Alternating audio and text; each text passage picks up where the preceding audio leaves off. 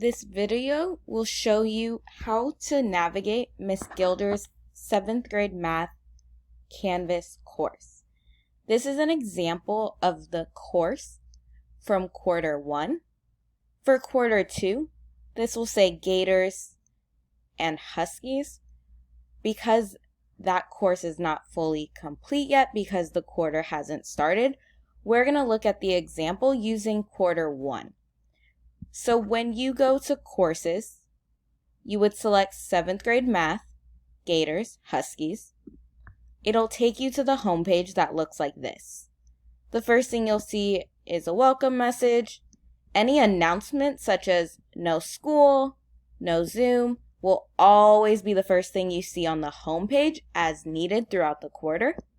If you scroll down, you can click on the Zoom link to open class. So you just click on it, it takes you right to Zoom. Any announcements such as an upcoming test, homework, extra credit, you can check here. You can click on this image to see your grades. And modules are where all of the assignments for math class are posted. If you keep scrolling down, it'll tell you when your college has math class and what you can expect to be doing on each day. And if you keep scrolling down, it lets you know what the units are that we're learning in math class for the quarter and how we'll be doing the work. So for math, the only platforms that we use to complete assignments are Canvas, Google Slides and Google Forms, and a website called Edulastic. The very bottom, there's a contact card for Miss Gilder.